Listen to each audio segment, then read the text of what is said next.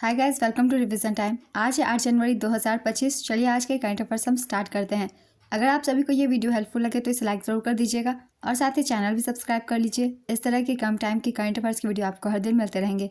तो चलिए शुरू करते हैं आज के सारे करंट अफेयर्स के क्वेश्चन, मगर उससे पहले जान लेते हैं 7 जनवरी को पूछे गए क्वेश्चन का सही आंसर क्या है।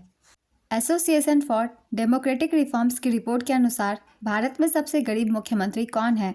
Option A Conrad Sangma, option B Hemant Soren, option C Mamata Banerjee, option D Revanth Reddy. इसका सही आंसर है ऑप्शन सी ममता बनर्जी और सबसे अमीर मुख्यमंत्री है चंद्रबाबू नायडू।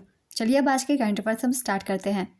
क्वेश्चन नंबर 1, वर्ष 2024 में मेजर ध्यानचंद खेल रत्न पुरस्कार के लिए किसे चुना गया। इसका आंसर है हरमनप्रीत सिंह, मनु भाकर, डी गुकेश और प्रवीण कुमार।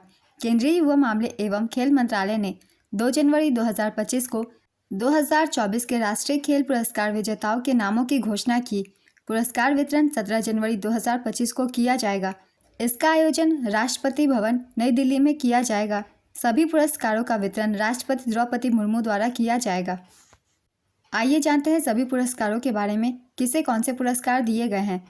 मेजर ध्यानचंद खेल रत्न पुरस्कार विजेता हैं 4। इन चारों के नाम है मनु भाकर, ये निशानेबाजी से संबंधित है। गुकेश डी, ये शतरंज के खिलाड़ी है। हरमनप्रीत सिंह, ये हॉकी के खिलाड़ी है।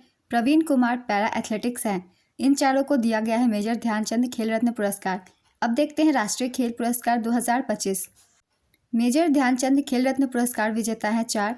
अर्जुन पुरस्कार 2024 विजेता है 32 और 2 अर्जुन पुरस्कार विजेता हैं। द्रोणाचार्य पुरस्कार विजेता है 3 और 2 को लाइफ टाइम अचीवमेंट अवार्ड भी दिया गया है द्रोणाचार्य पुरस्कार का। राष्ट्रीय खेल प्रोत्साहन पुरस्कार 1 को दिया गया है। मौलाना अबुल कलाम आज़ाद ट्रॉफी 3 को। मेजर ध्यानचंद खेल रत्न पुरस्कार देश का सर्वोच्च खेल रत्न पुरस्कार है। 2021 में राजीव गांधी खेल रत्न पुरस्कार से बदलकर इसका नाम मेजर ध्यानचंद खेल रत्न पुरस्कार कर दिया गया। नेक्स्ट क्वेश्चन, सरकार ने प्रधानमंत्री फसल बीमा योजना और पुनर्गठित मौसम आधारित फसल बीमा योजना की समय सीमा को कब तक के लिए बढ़ाने का फैसला किया है। इसका आंसर है 2025-26। सरकार ने प्रधानमंत्री फसल बीमा योजना और पुनर्गठित मौसम आधारित फसल बीमा योजना की समय सीमा को 2025-26 तक के लिए बढ़ाने का फैसला किया है। योजना का कुल परिव्यय बढ़ाकर 69,515.71 करोड़ रुपए कर दिया गया है। इस योजना के तहत बीमित किसानों में से 88% छोटे और सीमांत किसान हैं। फसल पैदावार के अनुमान के लिए 100% प्रौद्योगिकी को अपनाने वाला भारत का एकमात्र राज्य मध्य प्रदेश है।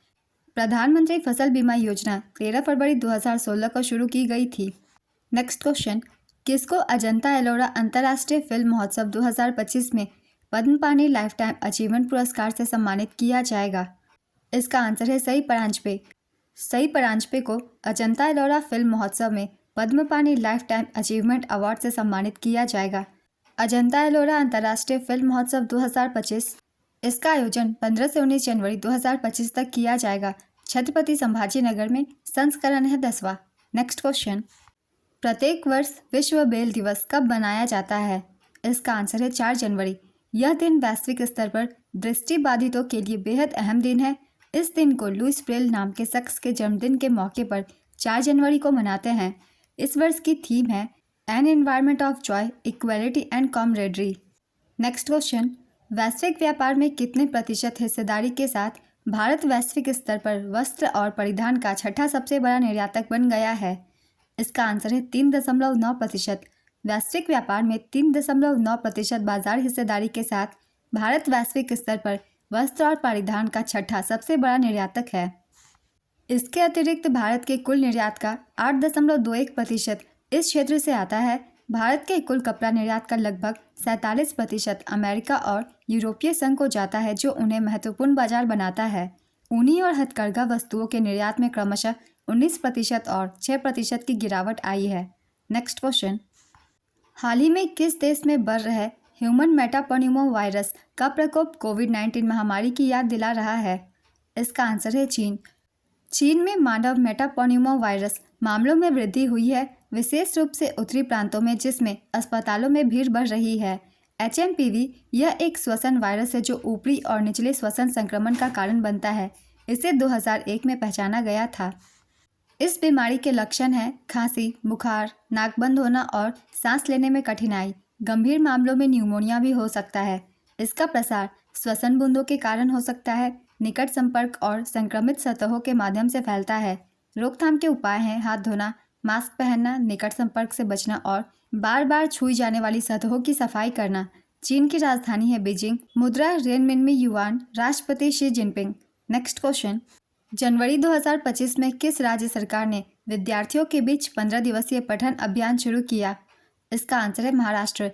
महाराष्ट्र सरकार ने विद्यार्थियों के बीच 15 दिवसीय पठन अभियान शुरू किया।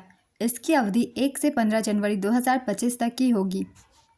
इस अभियान में सभी सरकारी या निजी कॉलेज और यूनिवर्सिटी के छात्रों को शामिल किया गया है। इसका उद्देश्य छात्रों द्वारा मोबाइल, लैपटॉप आदि के अत्यधिक उपयोग को हतोत्साहित करना और पाठ्य पुस्तकों के अलावा अन्य पुस्तकें पढ़ने के लिए प्रेरित करना है। नेक्स्ट क्वेश्चन, हाल ही में कैबिनेट ने किसानों के जीवन और आजीविका को बेहतर बनाने हेतु कितनी प्रमुख योजनाओं को मंजूरी दी? इसका आंसर है 7। कैबिनेट ने किसानों के जीवन और आजीविका को बेहतर बनाने हेतु 7 प्रमुख योजनाओं को मंजूरी दी। इन 7 में से पहला है कृषि शिक्षा प्रबंधन और सामाजिक विज्ञान को मजबूत करना। इसके लिए 2291 करोड़ रुपए आवंटित किए गए। दूसरा है डिजिटल एग्रीकल्चर मिशन। इसके लिए 2817 करोड़ रुपए आवंटित किए गए हैं। तीसरा है प्राकृतिक संसाधन प्रबंधन, 1115 करोड़ रुपए इसके लिए आवंटित किए गए हैं। चौथा है खाद्य और पोषण सुरक्षा के लिए फसल विज्ञान। इसके लिए 3979 करोड़ रुपए आवंटित किए गए हैं। पांचवा है कृषि विज्ञान केंद्र को सुदृढ़ करना। इसके लिए 1202 करोड़ रुपए आवंटित किए गए हैं। छठा है उद्यानिकी का स्थायी विकास। इसके लिए 860 करोड़ रुपए आवंटित किए गए हैं। और सातवां है पशुधन स्वास्थ्य और उत्पादन को सुदृढ़ बनाना। इसके लिए 1702 करोड़ रुपए आवंटित किए गए हैं। सभी 7 योजनाओं के लिए कुल आवंटन है 14,235.30 करोड़ रुपए। नेक्स्ट क्वेश्चन, भारतीय नौसेना 15 जनवरी 2025 को किन युद्धपोतों को सेवा में लेंगी? इसका आंसर है INS नीलगिरी, INS सूरत और INS वाकशीर। मुंबई के नौसेना डॉकयार्ड में 3 स्वदेशी रूप से निर्मित युद्धपोतों को चालू किया जाएगा। 15 जनवरी 2025 को भारतीय नौसेना मुंबई के नौसेना डॉकयार्ड में निर्मित युद्धपोतों नीलगिरी, सूरत और वाकशीर को सेवा में लगाएगी। युद्धपोत नीलगिरी अत्याधुनिक इलेक्ट्रॉनिक्स और स्टील्थ सुविधाओं से सुसज्जित है। INS सूरत भारतीय नौसेना का एक विशाखापत्तनम श्रेणी का स्टील्थ गाइडेड मिसाइल विध्वंसक जहाज है। दुनिया के सबसे शांत और डीजल इलेक्ट्रिक पनडुब्बियों में से एक वाकशीर है। मुंबई स्थित Mazagon dock shipbuilders limited का वह स्थान है जहां सभी 3 प्लेटफॉर्मों को डिज़ाइन और निर्माण किया गया। नेक्स्ट क्वेश्चन, भारत की पहली तटीय जलचर पक्षी जनगणना किस राज्य के समुद्री राष्ट्रीय उद्यान और अभयारण्य में शुरू हुई? इसका आंसर है गुजरात। भारत की पहली तटीय जलचर पक्षी जनगणना गुजरात के जामनगर में समुद्री राष्ट्रीय उद्यान और अभयारण्य में शुरू हुई है। वन विभाग और गुजरात पक्षी संरक्षण सोसाइटी के द्वारा इसे संयुक्त रूप से शुरू किया गया। गणना की तिथि है 3 से 5 जनवरी।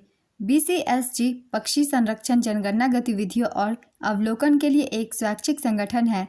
गुजरात में समुद्री राष्ट्रीय उद्यान और समुद्री अभयारण्य भारत का पहला नामित समुद्री राष्ट्रीय उद्यान है। जामनगर जिले में स्थानीय और प्रवासी पक्षियों की 300 से अधिक प्रजातियां हैं, जिनमें 50 से अधिक जलचर पक्षी शामिल है।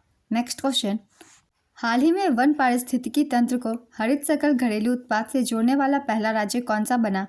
इसका आंसर है छत्तीसगढ़। छत्तीसगढ़ वन पारिस्थितिकी तंत्र को हरित सकल घरेलू उत्पाद से जोड़ने वाला पहला राज्य बन गया है। छत्तीसगढ़ राज्य ने पहली बार एक अभिनव योजना शुरू की है जो अपने वनों की पारिस्थितिकी तंत्र सेवाओं को हरित सकल घरेलू उत्पाद से जोड़ती है। इसका उद्देश्य वनों के महत्वपूर्ण पर्यावरणीय योगदान जैसे स्वच्छ वायु, जल संरक्षण, जैव विविधता और राज्य की आर्थिक प्रगति के बीच सीधे संबंध को उजागर करना था।